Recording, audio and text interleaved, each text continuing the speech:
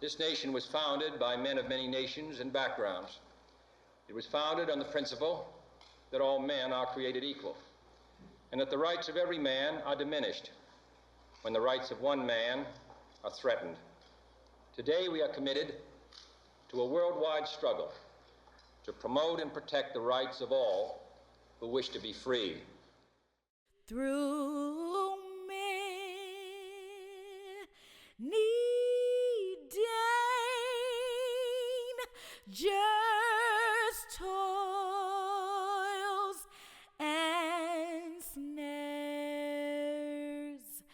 I have already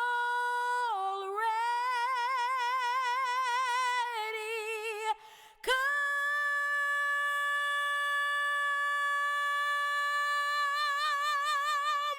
'Twas grace that brought me safe thus far, and grace will lead me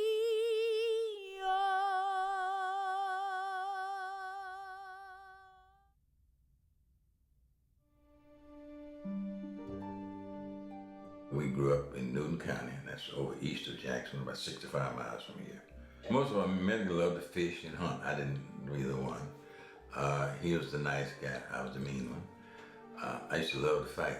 We'd pick fights and we'd double team on people. We never fought single. If somebody hit Medgar, they had to hoop us both, and I'd always start something. And we loved to shoot marbles. And back in those days, we were Negroes, colored, or whatever the hell we were. It changed every few years. We were just played, had nothing to do. Because there was no swimming pool for colored folks. There was no recreation center for Negroes. There was no place, no baseball down. We had to go out in the pasture and play our baseball. And we put hooks on our back of our houses to play basketball. So it was just nothing for Negroes to do in those days, but just sort of stay around the house and play among ourselves. And we went to school 4 months out of the year. We had to walk to school. There were no buses for us. We had to walk 3 and 4, depending on where you live from the school. We had a one rooms for all 1 through 8th grade.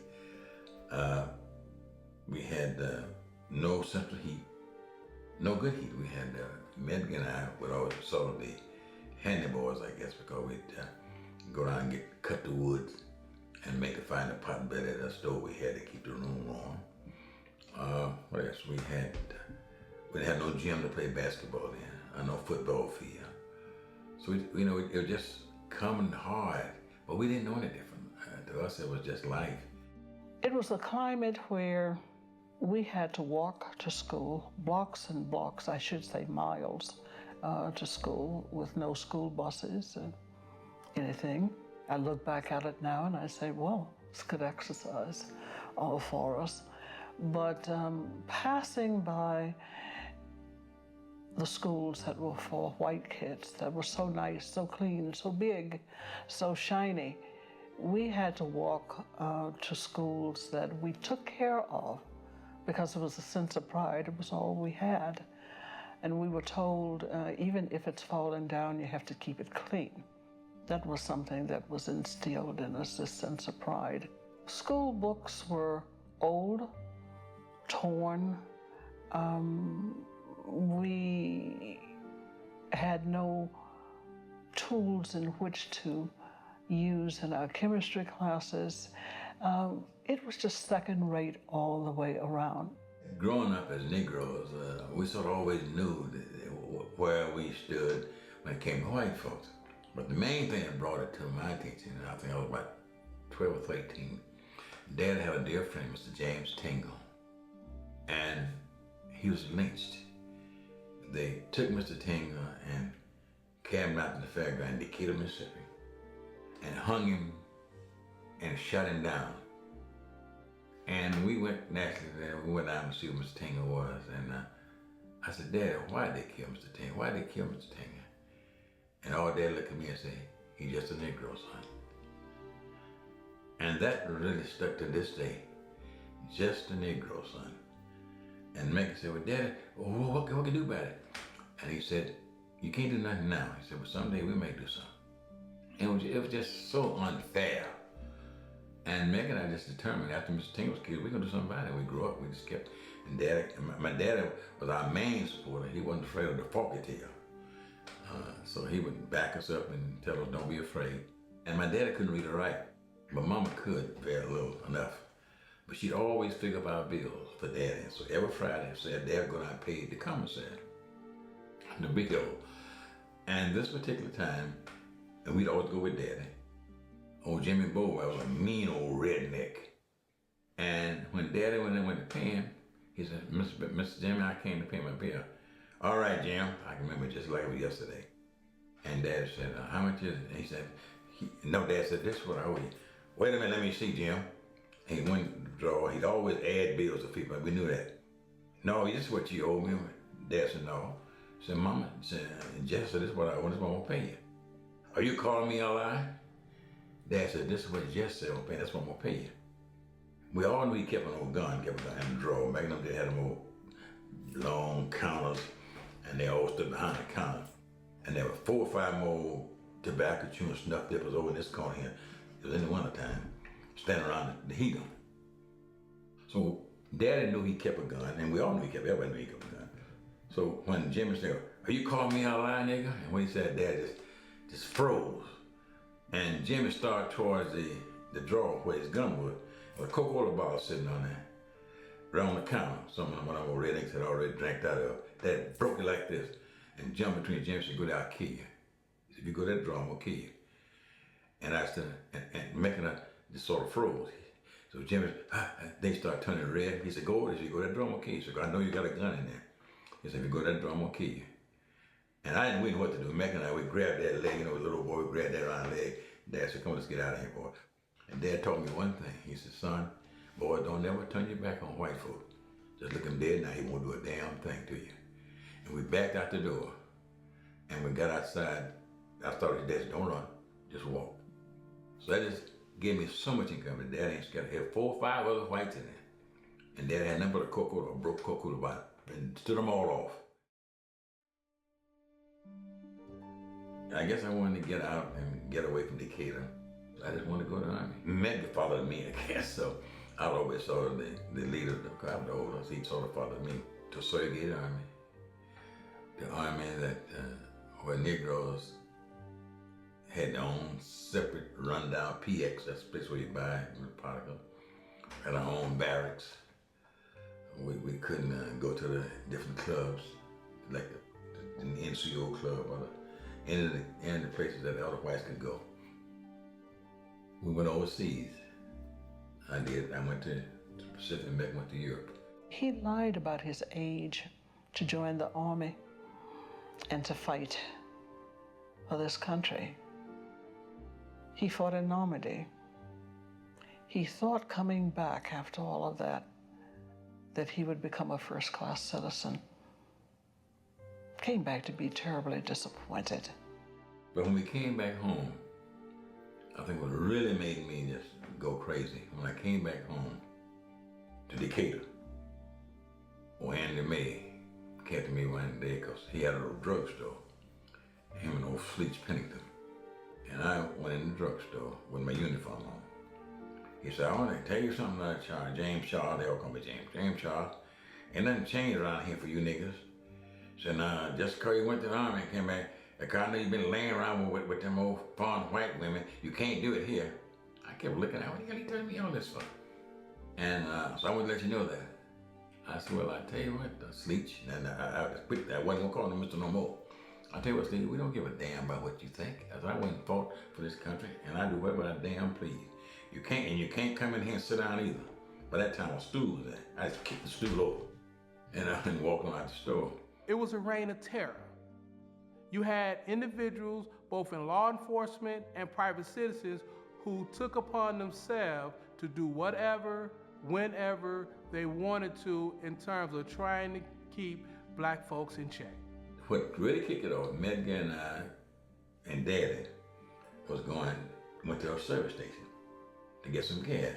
I always had to go to the restaurant quite a bit, and I said, the old white man, I said, where you toilet at? Ain't no toilet for niggers. I said, well, I got to pee. He said, ain't no toilet for niggers. Well, knowing me, I just threw it in this piss right in the plate, and run all down my leg and everything, and I got real wet. And Dad said, and I came out, and Dad said, what's the matter? He wouldn't let me use the toilet.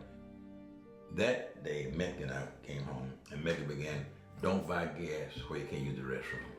That was one of the first, I think, rallying points for people in Mississippi, particularly in the Delta, because we could not use the restrooms. We did buy the gas, but you were out of luck. It was a brave thing to state that, but it was even braver and perhaps foolish to use that as a bumper sticker on your car because you immediately identified yourself as a, quote, troublemaker.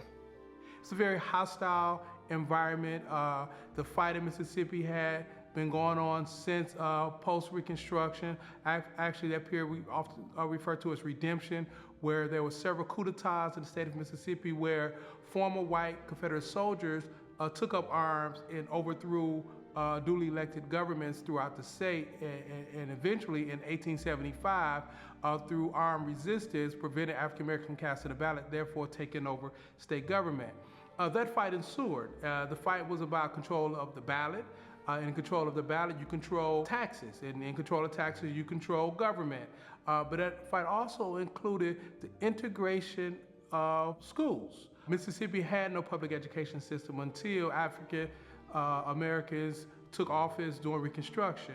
And it was only then, during that constitutional convention, that a public education system was created. Unfortunately, they did not put in law that schools had to be integrated. Once the redemption period took over and the coup d'etats took place, segregation became the law of the land in Mississippi prior to the Supreme Court decision of Plessy versus Ferguson. There were two colleges in Mississippi we were Negroes then, Jackson State and Alcorn A&M. The essence of the education that you received there was pretty much the same. It was second class, but the teachers were good. We worked hard. I believe everybody wanted to achieve. Of course, there was the fun that went along with it, but always in the back of your mind, you knew that you were treated and seen as second class. And the only way out of that was to have the best education that you possibly could. The day that my grandmother and my aunt, and I must say those two women were my strength, they reared me. They borrowed a car of a friend and drove me to the campus of Alcorn from my hometown of Vicksburg. They saw me safely into my dorm room, left me with hugs and tears, and the last thing my grandmother said to me was, "Now, baby, don't you get involved with any of these veterans." "Yes, Mama," I said. That was 1951, I believe, 1951. When the veterans were returning from the war and taking advantage of the education bill so they could return to college. So I promised faithfully, thinking, yes, I'll carry this out. I will not get involved. You know, I'm here to study and whatnot. Well, they left. And I guess perhaps within an hour, we freshman girls got together and decided to walk over the campus and look. And we kind of stood around in front of the president's house. And all of a sudden we heard this loud noise. It sounded like a stampede of horses or something. And we were looking down this road, dusty road, and all of a sudden what emerged? All of these football fellas in full attire coming to look at the freshman girls and make their choice as to which one they thought they would choose. This football star comes over and he looks at me, and I remember being so embarrassed. I had never been looked at like that. I was 17 years old, had never been away from home, had dated just a little, and most of those dates I'd been chaperoned. So that was that. And he came over and said, you should not lean on that light pole. You might get shocked.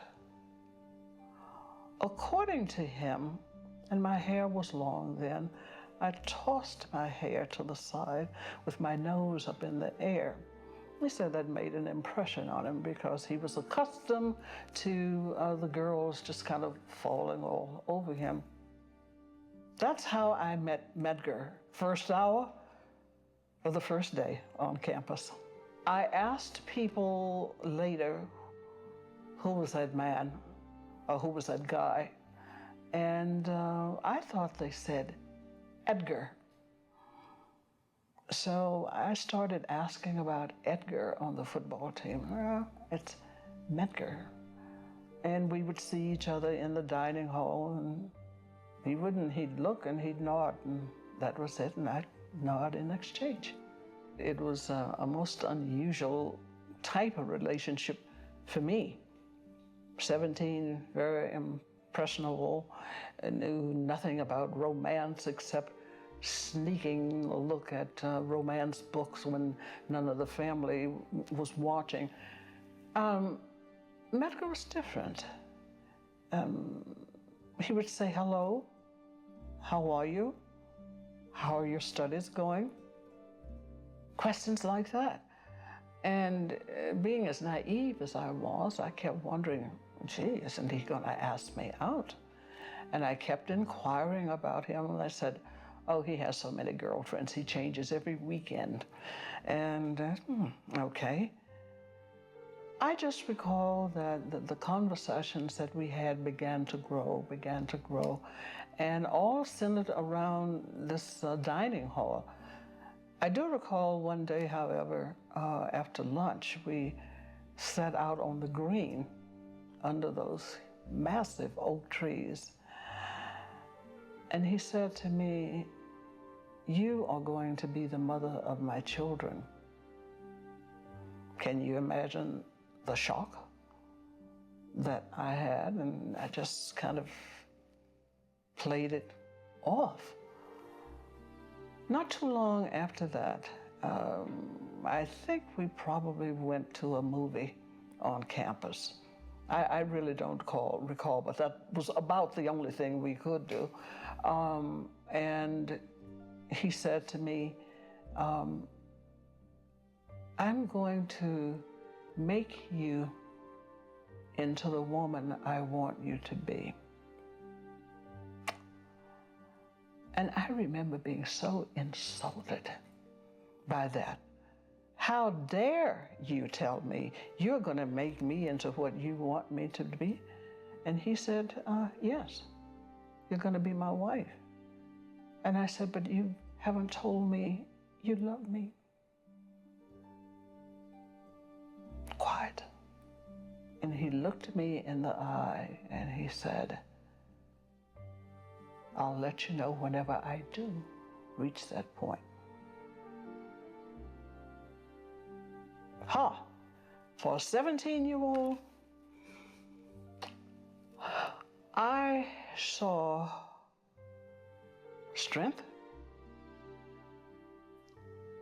I saw a sense of purpose, someone who knew what he wanted, someone who would be responsible because he was the president of the junior class, he was the editor of the yearbook, he was a big guy on the football team, he was always speaking out and, in my estimation, making enemies because he always told the students as well as the teachers, what you need to be about is learning, but you also need to change the system to register and vote. And people would say, oh, here he comes again. We know exactly what he's going to say.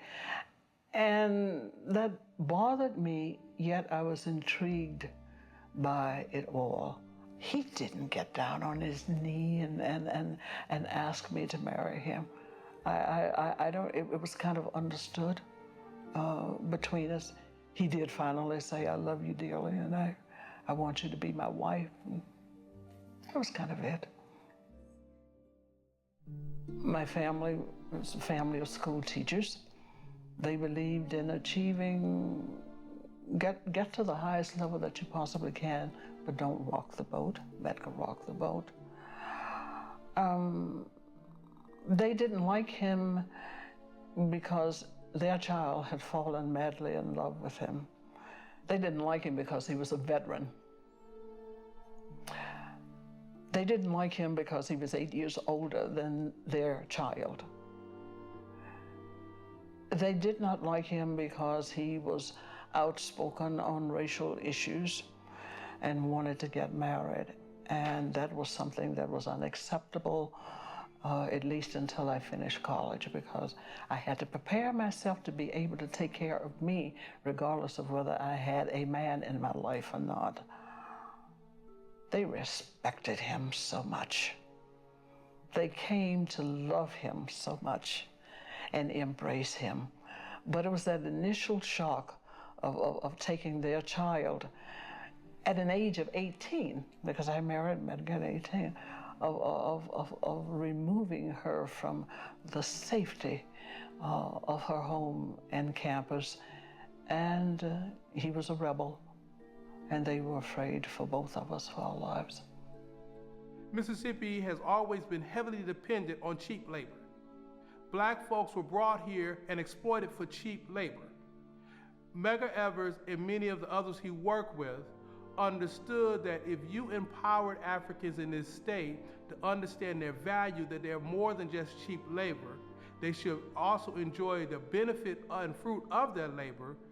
It forces individuals in this state, and for that matter across the country, to get a little uncomfortable, because in a capitalistic society you always have to maintain a pool of cheap labor. After he graduated from Alcorn and had become employed by the Magnolia Mutual Life Insurance Company, which took him on plantations and whatnot, and he was doing his civil rights work then under the cover of being an insurance agent. His belief was that my people need to be treated with dignity. They're sharecroppers. They will never get out of debt. They're called boy and girl. They are treated as subhuman. I can do something, at least when I go to talk to them, I can call them Mr. and Mrs., give them a sense of dignity, and I can also tell them about the NAACP and the need to register and vote. And some of those visits, he was actually threatened by the land owners, the plantation owners, with rifles and whatnot, and in a sense run off of the property. But he was determined that he was going to make an inroad regardless of what, and he started off in that way. I would say to Medgar, what are you doing? You aren't spending enough time with us. We need you too. I guess perhaps my saying that in different variations over a period of time, one could classify as nagging. I'll admit to that. He was not going to be deterred until we went to his parents to visit. And around this huge table that was groaning with food, his mother was the best cook ever. His father said to him, you need to stop and think about your family instead of yourself. I remember Daddy Jim saying that so clearly. And tears appeared in Medgar's eyes, and he said, I am thinking about my family. I'm trying to make it better for them. I remember the years that passed, and I said to Medgar, you know, something's got to give. We never see you. You're always busy. Something needs to change. He looked at me and he said, Merle, something does have to change. You have to make a decision. Either you're with me or you aren't. That's your decision. I don't believe that we spoke to each other, except in front of the children, for probably a week. It's interesting how children sense discord in a family. And we were both sensitive to that. I went through a hell trying to make that decision. And it was not because I didn't love him. I would have given my life for him, but I wanted more for my family, for my children, and I wanted him to be safe. But I knew the only way I would have him would be to go along with him and be as supportive as I possibly could. I was so afraid of losing this man that I loved more than life, the father of my children. And I wasn't sure that I could stay around and see him work as hard as he was working. We ended up having a day-long conversation with the children away at school, or maybe we had even taken them to my parents. I'm not sure. They were not at home. And we sat and talked. For the first time, we let the phone ring and we didn't answer, because both of us knew that we really were at a point of no return. He said to me, Merle, isn't there anything that you believe in strongly enough to stand up and fight for it? We had a disagreement about something. I have no idea what. And I backed down on my position because I didn't want a confrontation with him. And that's when he said to me, Merle, isn't there anything you believe in strongly enough to stand up and fight for it? Change in my life. Big change in my life. I don't think I was ever the same after that.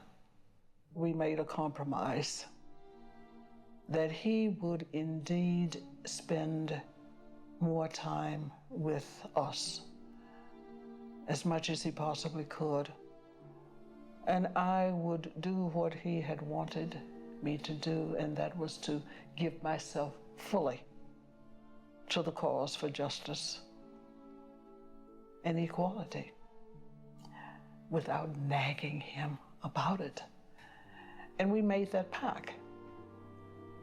I can't tell you how much that helped us in our household. My first memory of my father, there's lots of memories. He used to take photos all the time of us.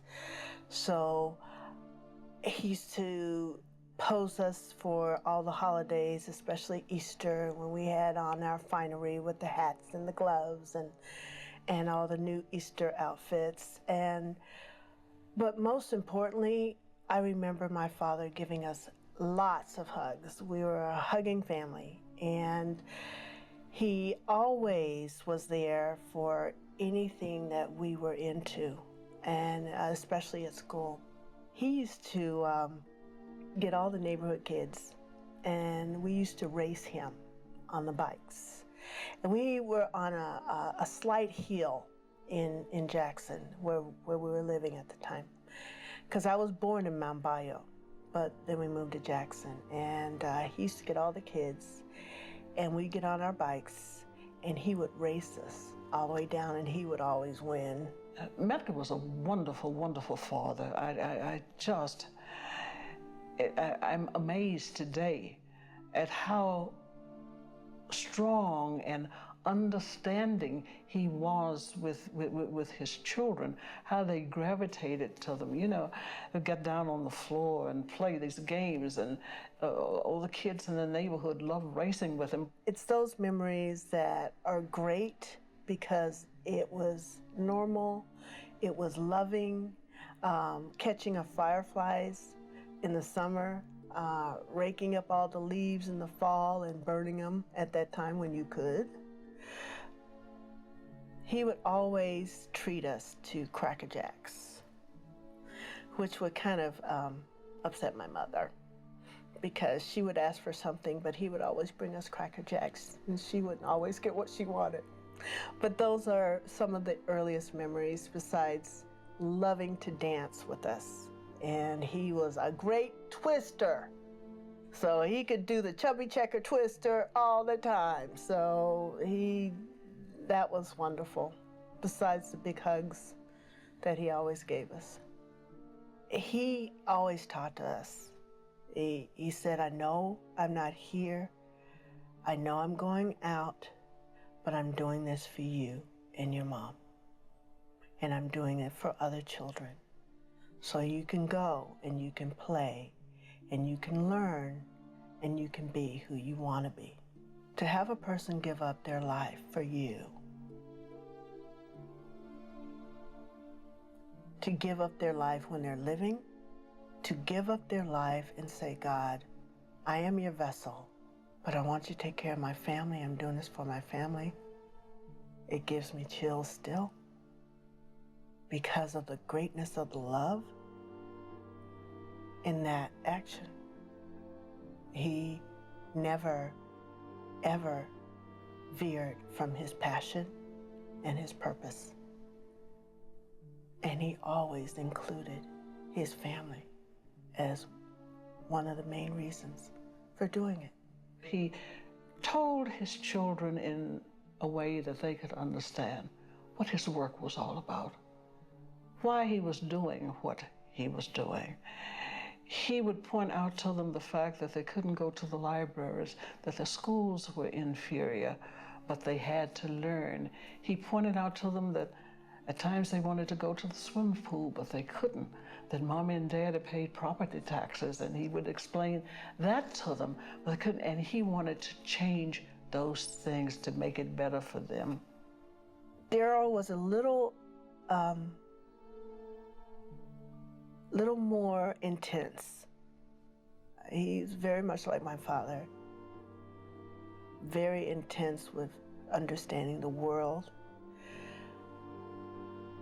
When the threats would always come in over the phone, or we would always be followed, he would be more solemn than I was. And I think Daryl understood a little bit more, or realized a little bit more of the possibility of what might happen. I remember on one occasion of Medgar being on the floor with the kids, and they were playing or talking, and he said, you know, we're going to play a game. Where is the safest place in this house if somebody decides to do something to us? Like what, Daddy? What if somebody decided to shoot in the house?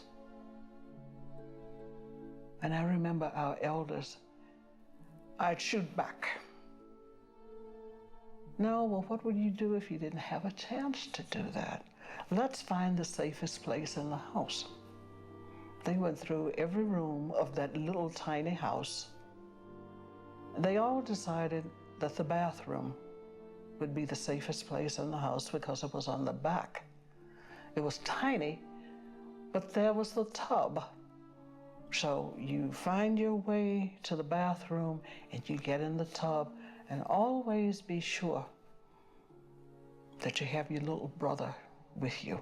He started out saying it was a game, but my father was very serious when he talked about how we needed to do it and how important it was.